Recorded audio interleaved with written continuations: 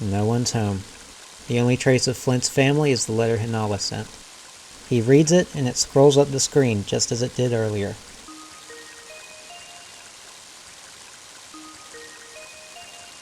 Dear Flint, just like you said they would, the children have been running around the mountains and fields tirelessly since the moment we arrived.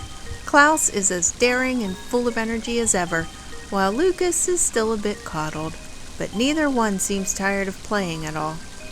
My father seems sad to say goodbye to his grandchildren after seeing them for the first time in so long, but we should be home by this evening.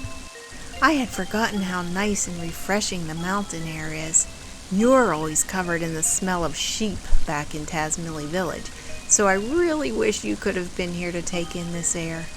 The next time we visit, let's ask one of our neighbors to tend the sheep so we can all come up here as a family. Klaus, Lucas, and I were always thinking about you. When we get home this evening, I'll start cooking some of your favorite omelets right away. With love, your dearest Hinawa.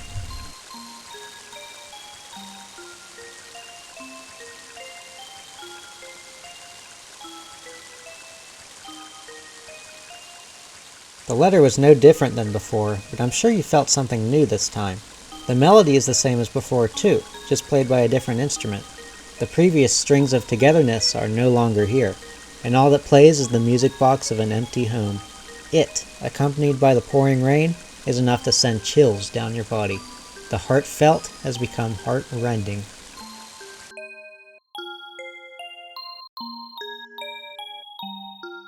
Isaac catches up with Flint, and, concerned the family hasn't returned yet, rounds up the village to look for them. Even Boney joins the search. Flint heads back into the Sunshine Forest. On the way there, you encounter an old man named Wes. He claims to be quite strong, but he's not allowed to help because of his old age. As you continue, you'll find that just about the whole town is looking for them. Everyone's doing the most they can. The rain is relentlessly cold, but it's not stopping anyone from searching for their neighbors. Well, almost anyone. With the fire extinguished, you can see just how much damage was done to the forest. Any trees that were standing have been reduced to stumps, and patches of seared grass and charred wood litter the area. Also, the yam monsters have now been cooked into baked yam monsters, so I guess it's not all bad. As you search through the glade, you can listen to what others think of the situation. Most people are optimistic, looking forward to eating Hinawa's delicious omelets again. Reggie says, "A fire, then rain, then children's smiles. It will be alright. Reggie knows it." Reggie, unfortunately, is a victim of stereotyping. He shares a lot of wisdom throughout the game, but his appearance is grossly caricatural. It's a product of its time, sadly. The music in the forest is even more tense than before. The percussion is powerful, and a shaker plays erratically. There is no quirky synth this time, only dreadful drones.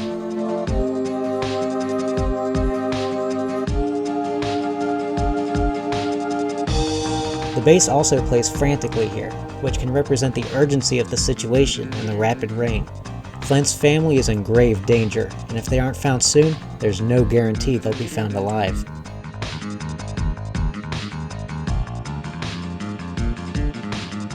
Deeper into the forest, there's an area scarred by claw marks and fallen trees that block the way forward. This couldn't have been caused by a fire. Nobody's discouraged though, and people split into groups to find a new way to advance. Even Lighter, who was just covered up in bandages moments ago, shows up to help clear the fallen trees. "I'm always in good enough shape. Don't treat me like some injured clod."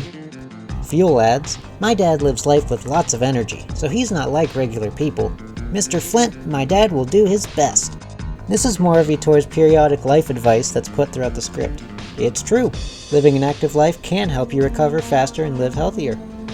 As you look around for another opening, you come across a steep cliff face, gashed by more claw marks.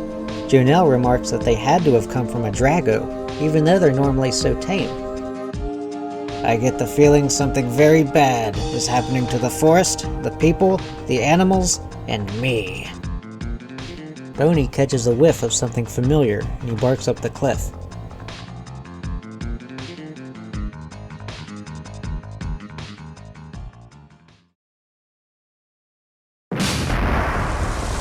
Stuck on a dead tree is a scrap of red cloth. There's seemingly no way to reach it, though.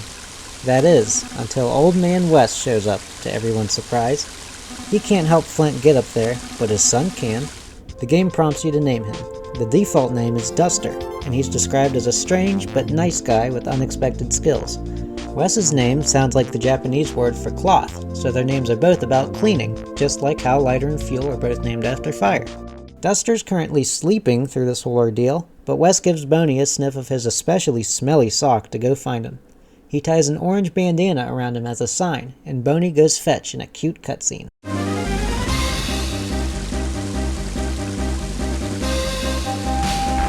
Through the hard rain and loud thunder, Boney bravely sprints through the forest.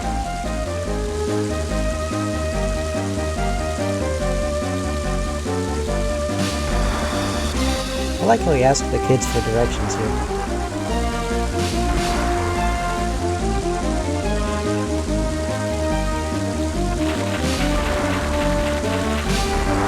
He scratches at Duster's door and inexplicably makes his way inside, barking incessantly at Duster, who's face down in deep sleep.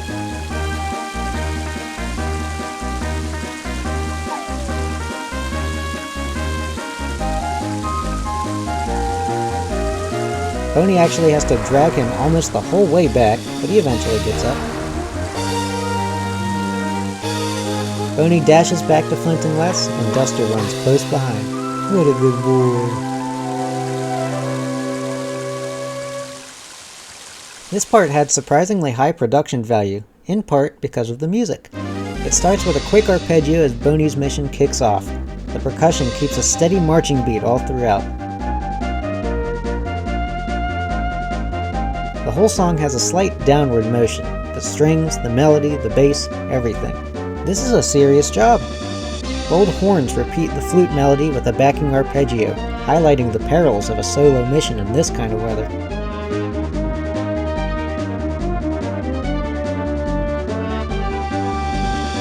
The next section switches instruments 3 different times, representing the high stakes, Boney's bravery, and his relief once he gets Duster out of bed.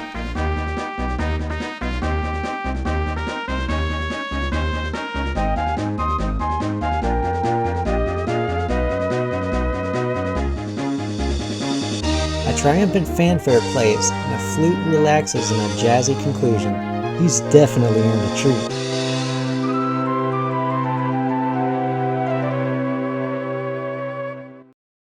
Duster, at long last, it's time to put the thief skills you've studied since childhood to the test. Now, show us your wall staple technique, right here, right now!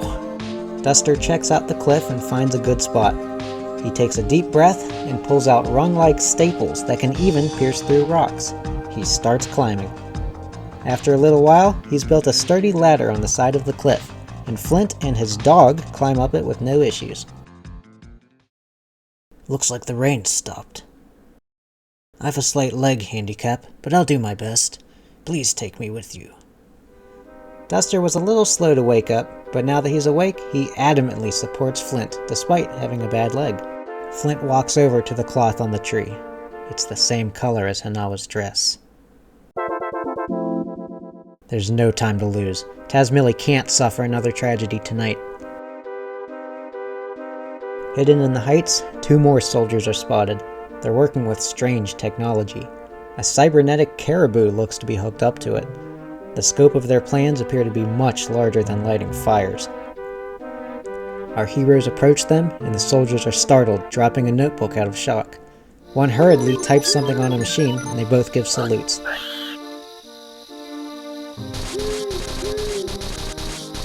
The animal is turned on with electric shocks, and its LED eyes open. It shakes violently and lets out a burst of steam before charging straight into the party. The first boss battle has begun. Even though it's a 3-on-1 battle, it's still an even fight. The reconstructed caribou, as we know it to be named, is a force of nature and engineering. It's not just modified, it's reconstructed. Torn apart and remade by hand, improved beyond its birth. It doesn't merely stab you with its antlers, it does so propelled by bionic joints. It would seem to be the perfect beast, if not for the fact that it had to spend some turns literally to blow off steam. This prey-made predator, however powerful, is subject to the design flaws of whatever technology is used to sustain it. The hard durability of bolts and plates will never replace the natural yet seamless complexity of bone, muscle, and will.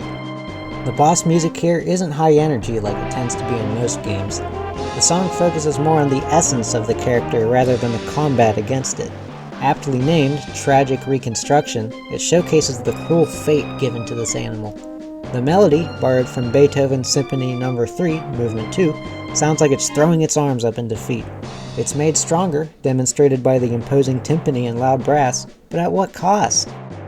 Forced to defend themselves, Duster pins the caribou down with wall staples while Flint and Boney shut it down with force. It never stood a chance. Even before its reconstruction, its fate was sealed by the forest fire, which was foreshadowed earlier. The pigs retreat, flying away in a hovercraft, leaving their snout-branded notebook behind. It reads, in sloppy handwriting, "All the creatures around here suck. We need to make them cooler. So the theme will be tougher, rougher, badder. We'll mix and match this and that to create whole new things no one's ever seen before. I dub it the Fascinating Chimera Project. Let's reconstruct and modify stuff slowly and steadily." This is awfully revealing of their plans. Their whole mission is to destroy the natural world as we know it, replacing it with a colder, mechanical reality. The first step of this plan was partially accomplished with a near incineration of the Sunshine Forest. Suddenly, the game's logo is starting to make a lot more sense. Is there really no deeper meaning to these rash plans than to make things look cooler? Is it really worth the destruction of the world? It can't possibly be that simple. Flint looks for more paths through the mountain, but their only way forward has crumbled to the weight of giant claws. Out of options, the team heads back down the mountain. At the bottom of the ladder is Thomas, who says Isaac and Leiter managed to clear the fallen trees. It looks like there might be some hope after all. Jonelle runs over with an announcement. "We just found the kids! It seems they fell into the river and washed up here. I'll look after Boney. You just hurry and see them. Come, Boney." They did it! They found Lucas and Klaus! With this good news, Flint hurries to reunite with his family.